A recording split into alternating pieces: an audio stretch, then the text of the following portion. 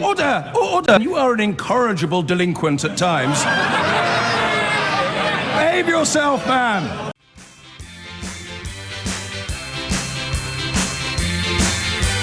Madness, madness, they call it madness.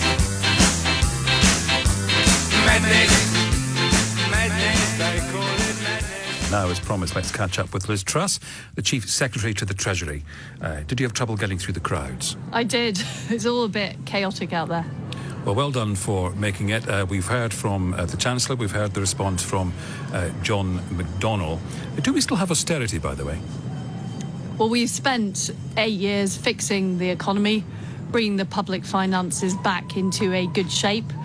We've had 9 consecutive years of economic growth, and what the Chancellor said today in the spring statement is now the time to move on from that period of austerity. We're able to spend more money on public services, but also we've been able to cut taxes, which is coming in April. So austerity is being abandoned years before there's any sign of the books being balanced? Well, we're very close to the books being balanced. We've exceeded expectations on the deficit. We're now bringing debt down as a proportion of GDP, and we are delivering improvements to public services. We've just announced today additional money for the police to help tackle knife crime, and we've got the spending review coming up this summer where we're going to be outlining the future of public spending for the next 3 years. How have you personally been affected by austerity? Well, I think the whole country has... I'm asking about you. Well, it's not about me, it's about My the whole question's about country. you. How have you been affected? Have you been adversely affected?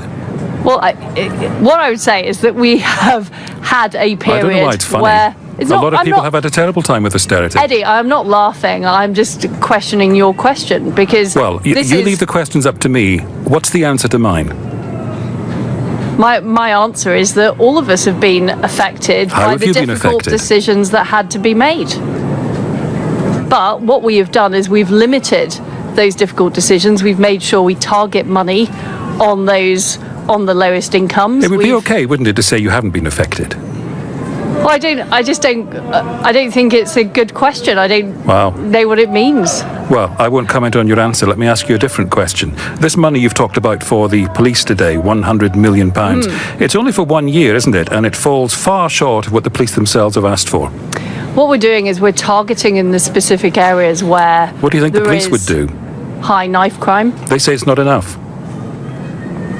Well, what we've done is we've targeted in the areas where there is particular issues with knife crime. I'm not asking where it's being spent, I'm talking about the amount. Well, I think 100 million is a significant investment in year. And we also put more money into the police budgets this autumn in the budget. But we recognise there is a specific issue with knife crimes. There are terrible things happening on our streets. Yes, there are. And we need to do more, which is why we have taken the special expedient. The 300 million the police want? Well, we will be looking at police budgets along with all other budgets at the spending review for the next 3 years, and that's the proper time to look at it. But because this is an exceptional issue, we do recognise how concerned the public are, how difficult it has been for the many families, that we should find that extra investment. We've found extra money from the reserve to pay for that this year. Do you see any link between the austerity, which you personally haven't suffered from, and the knife crime you're now trying to stop? I think there are all sorts of factors that have led to increases in knife crime. Is austerity one of them? The important things we grip. Is austerity one of the factors that's led to the increase in knife crime? I certainly think we do need more police on our streets, which is why we are investing that extra money. But Eddie, you have to respond. Now you're answering a question I haven't asked. Let me give you a full answer, which is that we have to respond to what's happening in our country now and make sure we're addressing the issues. Now, the people that cause knife crime, Eddie, are the people with knives. Let's be clear about that. There is a responsibility from the people who have engaged in those criminal activities. There's no link in your view. This is the question I've asked you, which you haven't yet answered. I'll ask you again. Is there a link between the government's austerity programme and the rise we've seen in knife crime? I do not have a clear view on what are the causes of the rise in knife crime. It's something that we're looking at across government to examine what are the causes, what can we do to help, how can we address these issues. But I think it's wrong to always say that it's about the money precisely you spend on a service. It's also about how we spend it. It's about how we get the best results. And some of the money that we're putting in today is going to be used for intelligence-led policing to make sure we are addressing this problem in the right way. But Eddie, the answer to all Britain's problems is not simply to spend more public money. Many of these problems are deep-rooted, and we need to think about different ways to address them. So, for example, the Home Secretary has launched a programme on early intervention. We're looking at what more can be done in schools. We're looking at what can be done through the health service. Of course, yes, So, why did we have to tighten our belts? The reason we had to tighten our belts. Well, let's not go back. Hold on. I think hold on it's a second. entirely relevant because let's the come up previous to government hugely overspent. Well, if you're interested in talking about, deficit. 2008, let's look at what the Chancellor talked about today. Growth, the forecast for growth, the independent forecast for growth that the government relies on, is as good as it's been, as good as it was in 2009. So you complain about the record of the last government, and your growth this year will be 2009 levels. I mean, we are facing various issues. We're facing a global slowdown. I think we can hear that. So Germany, for example, has lower growth forecasts than the UK. We also have an issue with the limbo around Brexit, and one of the things I'm very keen to do is get more support for the Prime Minister's deal so we can move on with that and we can release business investment.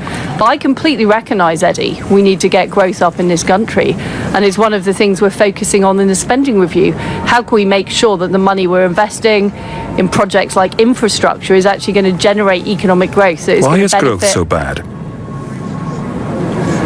As I say, and in fact the OBR referred to this, there is a global slowdown going on. I don't think the global issues with trade have helped. I think there's more we can do in this country to release economic growth. I think we need to build more houses. There was a number of announcements at the spring statement about that. So the slowdown, well, it was more than a slowdown in 2008. That was Labour's fault, but this slowdown is global.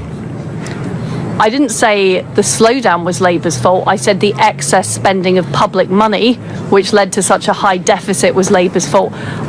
I acknowledge the financial crash was a global phenomenon that affected the US, it affected Europe, and it affected the UK. The problem was that the Labour government spent in good times and bad times and left us with a huge deficit. What do you think of having another EU referendum? A very, very, very bad idea. But people can change their minds, can't they? But they were told in the referendum in 2016 that their vote would be implemented, and the reality is the vote needs to be implemented. But what about the people who've changed their minds between then and now? I don't think people have changed their minds. Everyone I speak to, I have, that's true. Right. In the other way, though, Eddie. Oh, I see.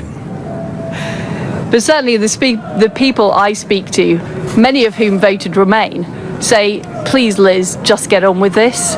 They don't want another year or more of limbo, asking the same question again. They just want us to deliver it. So people can change their minds, but only if they go from Remain to Leave. But the point is that I've changed my mind in favour of what people voted for. Right. What we're talking about is a whole bunch of people who haven't changed their minds. Most of the people out campaigning here on College Greens are not people who have changed their minds. They're people who don't like what other people think, and they've decided to campaign against it. Charles, this is not a massive revolt of the people who voted for Brexit. This is people who supported Remain and aren't happy with the result. Well, people who, like you, have changed their minds and they just simply want to express their view in another referendum. They haven't changed their minds. Everybody out there, I bet, hasn't changed their mind. Really? Well, you can go and ask them. Well, you're closer. Have you spoken to any of them? I was in a rush to get to this interview, Eddie. But not enough of one. Let me ask you about what Boris... just a little, but I'm not whining about it. Boris Johnson... You can blame Cathy Newman at Channel 4 who kept me holed up in Parliament. I will remonstrate with her when I see her next. I want to ask you, because we talked about knife crime and police resources. Boris Johnson was on LBC this morning. He was asked about police resources. Here's how he chose to respond to the question.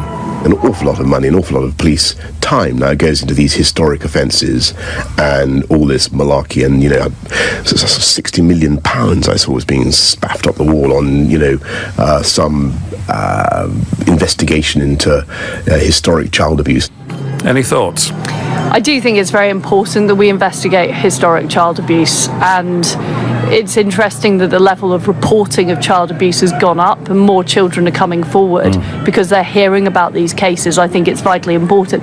That's not to say I don't think there are areas where resources can be reprioritised. And I think I wouldn't suggest historic child sexual abuse is one of them, but I do think dealing with the knife crime issue that we've got at the moment should be an absolute police priority. What effect do you think it would have on someone who has suffered child abuse but hasn't reported it, and you can well understand the reasons why they might not, to hear a former Foreign Secretary and, let's be honest, Conservative leadership hopeful, talking about historic offences, all this malarkey and money being spaffed up the wall, and let's not go, I mean, I think people know what the word means, spaffed up the wall in this context. What do you have to say to Boris Johnson about how he expressed himself? Well, I'm a believer that people should be able to express themselves in the way they see fit. Boris is a backbencher. He's entitled to give his opinion. Oh, wow. As I've said, I don't agree with it.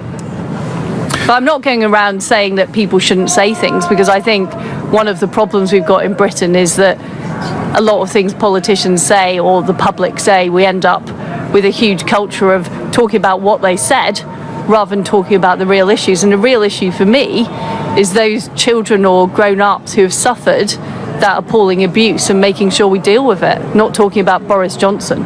We have to end Who it there. basically just wants more attention. Thank you. Liz Truss, Chief Secretary to the Treasury.